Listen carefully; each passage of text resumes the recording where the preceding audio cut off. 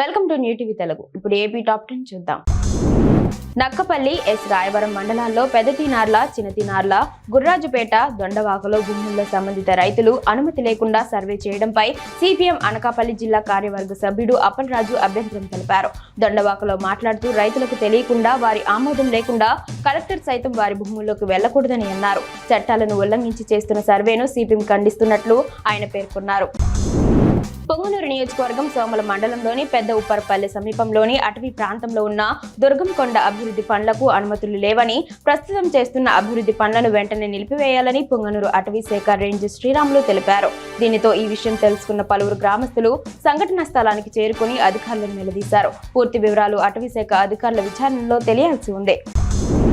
మాజీ సీఎం జగన్ హయాంలో అమలైన లిక్కర్ పాలసీపై మంత్రి కొల్లు రవీంద్ర అసెంబ్లీలో మాట్లాడారు. వారి దోపిడీకి అనుకూలంగా లిక్కర్ పాలసీ సిద్ధం చేసుకున్నారన్నారు. వైసీపీ హయాంలో విక్రయించిన లిక్కర్ కారణంగా ప్రజారోగ్యం దెబ్బతిందని, రాష్ట్రం ఆదాయం నష్టపోయిందన్నారు. మద్యపాన నిషేధం చేసి 2024లో ఓట్లు అడుగుతానన్న జగన్ అధికారంలోకి వచ్చిన అనంతరం మాట తప్పాడని కొల్లు చెప్పారు.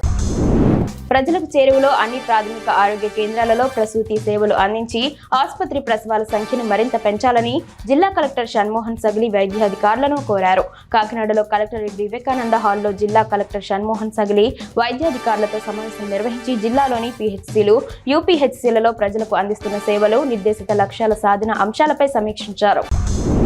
పరవాడ మండలంలో ఫార్మా పరిశ్రమలకు నీరు సరఫరా కాకపోవడంతో పలు ఇబ్బందులు ఎదురవుతున్నట్లు అనకాపల్లి జిల్లా సిఐటియు ఉపాధ్యక్షుడు గడిశెట్టి సత్యనారాయణ తెలిపారు. పరవాడలో మాట్లాడుతూ పరిశ్రమలలో ప్రమాదాల నివారణకు నిల్వ చేసిన నీటిని యాజమాన్యాలు ఉత్పత్తికి ఉపయోగిస్తున్నాయన్నారు. నీరు సరఫరా లేకపోవడం వల్ల కాంట్రాక్ట్ కార్మికులను తగ్గిస్తున్నట్లు తెలిపారు. కలెక్టర్ నీటి సరఫరా చర్యలు తీసుకోవాలని కోరారు.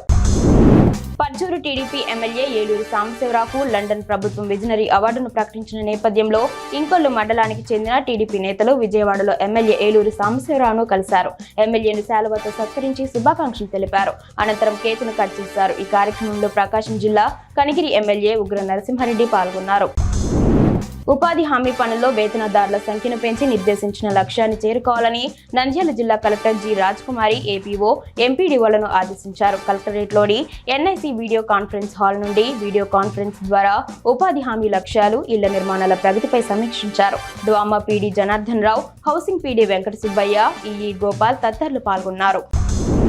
గుంటూరు జీఎంసీ పరిధిలో చేపట్టే అభివృద్ధి పనుల్లో నాణ్యత ప్రమాణాలు పాటించాలని, పనులను నేరుగా పరిశీలించిన తర్వాతనే బిల్లుల చెల్లింపుకు ప్రాసెస్ చేస్తామని నగర కమిషనర్ పులి శ్రీనివాసులు స్పష్టం చేశారు. గుంటూరు నల్లకుంట, రామిరెడ్డి నగర్, రవీంద్ర నగర్, శ్యామల నగర్, పట్టాభిపురం, రత్నగిరి నగర్, జన్మభూమి నగర్ తదితర ప్రాంతాల్లో నూతనంగా ఏర్పాటు చేసిన సీసీ రోడ్లు, డ్రైన్లను కమిషనర్ పరిశీలించారు. విద్యుత్ అదాలత్ ద్వారా విద్యుత్ సమస్యలు పరిష్కరించుకోవాలని సీజీఆర్ఎఫ్ చైర్పర్సన్ ఇమాన్యుయల్ తెలిపారు. విద్యుత్ అదాలత్ కార్యక్రమాన్ని కనిగిరి పట్టణంలోని విద్యుత్ డివిజన్ కార్యాలయంలో నిర్వహించారు. ఈ కార్యక్రమంలో ఇమాన్యుయల్ పాల్గొని వినియోగదారుల సమస్యలను అడిగి తెలుసుకున్నారు. విద్యుత్ సమస్యలను ఎప్పటికప్పుడు పరిష్కరించాలని సంబంధిత ఉద్యోగులకు తెలిపారు. ఈ కార్యక్రమంలో ఈఈ వీరయ్య పాల్గొన్నారు. చిత్తూరు నగరంలోని ఇరువారం ఫ్లైఓవర్ వద్ద అక్రమంగా గంజాయి విక్రయిస్తున్న సురేష్, తులసి, అల్లా బకాష్ అనే ముగ్గురిని అరెస్ట్ చేసినట్లు టూ టౌన్ సీఐ నెట్టి కంటయ్య తెలిపారు. వారి వద్ద 19,500 రూపాయలు విలువ చేసే 1.295 కేజీల గంజాయి స్వాధీనం చేసుకున్నట్లు చెప్పారు. వారిపై కేసు నమోదు చేసి రిమాండ్కు తరలిస్తున్నామన్నారు. ఎవరైనా అసాంఘిక కార్యకలాపాలకు పాల్పడితే కఠిన చర్యలు తప్పవన్నారు.